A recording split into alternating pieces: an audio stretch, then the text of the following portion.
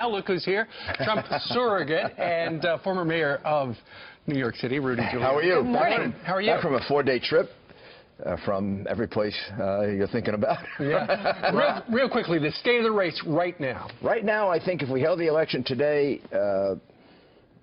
he wins by 2-3% nationally and maybe by 2 states in terms of electoral votes. By the time we get to Tuesday, I think it'll be bigger. The 2 blue states. It's moving in his direction. The 2 blue states that you think are ready to go red. I think Michigan. That's the #1 blue that you think. Oh no, Pennsylvania. Yeah. Pennsylvania over Michigan. I was in Philadelphia yesterday, right in the heart of Democratic town with the FOP, because the police officers of Philadelphia support Donald Trump. That's a Democratic city. All the police officers of Pennsylvania support him, the entire FOP. So we did a big ceremony at their lodge, and then I was at the Republican headquarters with all the workers that are getting out there to work. Now their job is interesting. Their job is to hold the vote to down to about, keep it at about 22% in Philadelphia. Romney was below 22%, and he lost. If we can get him to 22% in Philadelphia, then he's going to win the state. Yeah. And where is he now? Where'd you say he is now? He's probably at about 23, 24. It's right in there. Let's dig into the latest, Mr. Mayor.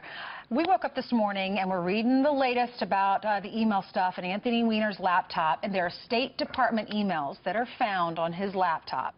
Not duplicates, and apparently these are some of the email that they were supposed to turn over but didn't. So illegal, whether they're classified or unclassified, because they're government documents. So the reckless statute that says if you're grossly negligent pertains to government records, not just classified material.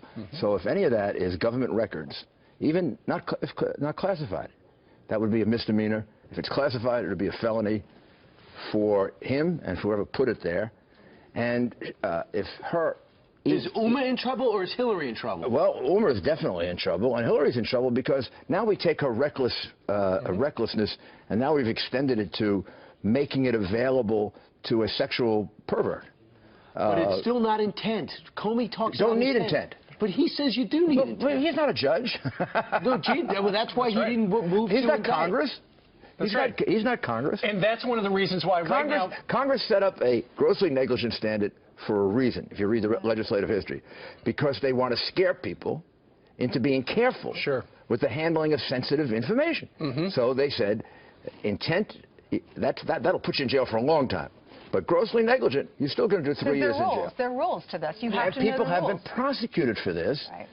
I've prosecuted people for this, even when I was sympathetic with the way in which they did it, because they actually made a mistake. Now, we know she had intent. Right. Comey is just dead wrong. When you destroy 33,000 emails, when you acid wash them, when you give 10 false exculpatory statements, that's the evidence that we use as prosecutors to prove intent. Sure, and as people make their final decision over the next 4 days, you've got Donald Trump, who has said some coarse things, no doubt about it. But then you've got her. She is currently under a federal criminal investigation. Well, she's definitely guilty. I can tell you that from just reading what absolutely guilty? Is that what you said? Absolutely. I think Judge Giuliani is going to explain to you the UBS case.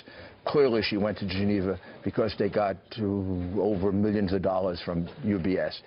She sold, she let 20% of our uranium go to Russia because they got about 30 million and their friends made over $100 million on that deal. That's what we call a quid pro quo, right? And now here's the best indication that the State Department and the Clinton Foundation will want. Uma Abedin and Cheryl Mills work for both. Got paid. She worked for both, which is unfathomable. And Teneo, too. Teneo, rather. And she had signed an agreement saying she was going to keep them separate. If you're going to keep them separate, your 2 top people don't get paid by the taxpayers. Right. Hillary said she was going to keep them separate. And they weren't volunteers for the Clinton Foundation. They were being paid by the Clinton Foundation. Can we move over and talk about something you might have contacts in, and that's the FBI. The word is they're being ripped apart. There's an anti-Trump and a pro-Trump culture there. There's people that are outraged about James Comey. The New York office, the field office is beside themselves. What's going on? I'm real careful not to talk to any on-duty active FBI agents. I don't want to put them in a compromising position. But I sure have a lot of friends who are retired FBI agents, close personal friends. This has been going on since July, since the day Comey did this. The reaction of the FBI agents who are retired that I know is almost uniformly that Comey made the wrong decision, that she should have been prosecuted back in July. And from that point on, I've been hearing from the retired agents that the Justice Department was obstructing the investigation of the Clinton Foundation, which might, in fact, be even more serious because it would be a vast fraud, multi-millions of dollars. And, Mayor, because Jim Comey did not recommend charges back in July, that's one of the reasons why now, at the 11th hour, these FBI agents, though, are leaking to the press what's going on with the investigation. Well, I think, look, who are they? The FBI agents are not the Clinton lackeys, or the Obama lackeys like we have in the Justice Department, like this guy Karzik or whatever his name is. Kazik. Yeah, who kept Podesta out of jail. Who's now an assistant attorney. Well, no, Podesta writes in an email, he kept me out of jail. He did. So this guy has been leaking information to Podesta. Should be fired immediately. In the Justice Department I worked in, he'd have been fired 3 days ago. And his door would have been locked, and everything would have been seized in his office. 2 days what ago, else he leaked? A couple of days before this all broke, you were on with Martha McCallum, and you looked at Martha and go, well, look out, something's coming down, and certainly it did. What did you know? And a lot of other networks are pointing that out as if you were part of that. I'm not part of it at all. Well, all I heard were former FBI agents telling me that there's a revolution going on inside the FBI, and it's now at a boiling point. And so you had a general idea that something was coming. I had expected this for the last, honestly, to tell you the truth, I thought it was going to be about 3 or 4 weeks ago. Because way back in July this started. I think they kept getting stymied, looking for subpoenas, looking for records.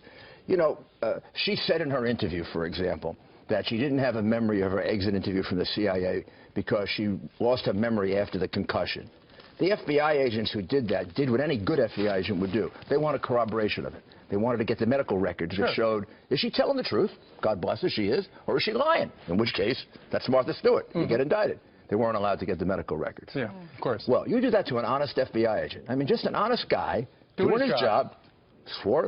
He gets angry. Yeah. So this has been boiling up in the FBI for some time. I did nothing to get it out. I had no role in it.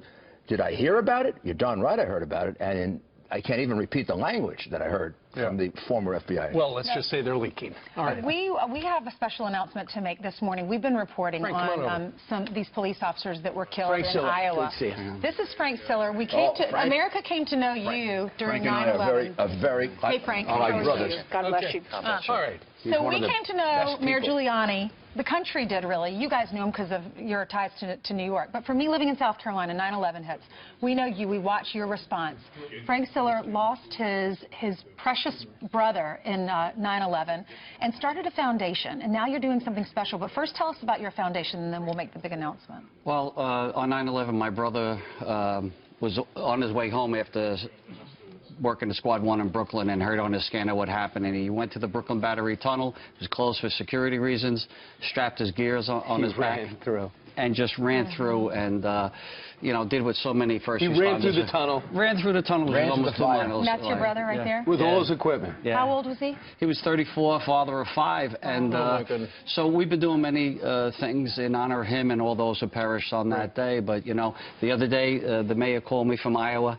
After the 2 police officers were assassinated, kind of like Lou and Ramos here in New York, and said, Frank, what are we going to do? Because, it's just another horrific And there they are thing. right there from Des Moines, West They Des were Moines, assassinated. They were assassinated. So what are you doing to help them? Well, what we did for Lou and Ramos, we raised money, we paid off their mortgages and renovated their homes, and we'd like to do the same for these 2 great officers that gave their life on the line of duty. One of them has a family, a couple of kids, and just recently bought a home. So we're going to take over that mortgage today. You're kidding? Yes, we're going to take on that mortgage This is what they did now. for officers Lou and Ramos. Now, I should tell you, one of the reasons I called Frank is I was 2 miles away from where the shooting took place in Iowa. They're campaigning for Donald Trump. And when I woke up in the morning, Bo Wagner, who was the police officer with me, from a first-grade detective, had gotten the information, and he was up all night upset. He came to me and he said, these 2 police officers, looks like they were ambushed. Yeah. And he said, you won't believe it, but the first one was only 2 miles away from us. My word. Now, Frank also, the Tunnel to Towers, I should tell you, builds homes for catastrophically wounded warriors. That's their main mission. They raise money. They do the big race every year with 35,000 people at the end of September. This man is he's a saint, and his family is even nicer than him. Frank, Not so hot. Frank, have you talked to the wives of these police officers? It's just so brand too new early. that They're we gonna don't want be- to intrude but on this them. But is we gonna want be them to such a know blessing. that America cares, and Yeah. you guys are such a great help. You know, you go to tunneltotowers.org. Last time we were here with the 5 police officers in Dallas, we were able Every to raise dollar. $500,000 and help those 5 families. That's great. We'd love to be able to do the Maybe same. we can reach out to the families for you and get you guys Yeah, together. get you together. All right. Take So it this forward. It's not done to get any credit, just to spur people on, but Sure. I've given them a $10,000 contribution to start it that's off. wonderful. Thank and you. every dollar will go to the families. Every dollar. Every If dollar. you would No- like to help out there in TV land, it's tunneltotowers.org. And you know they will, because we have the Absolutely. best viewers. They Thank really you do. so much. My brother ran through the tunnel to the tower, so tunneltotowers.org. He lives on with that. All right, Frank, thank you very much. Thanks for your good work. Thank you. Awesome.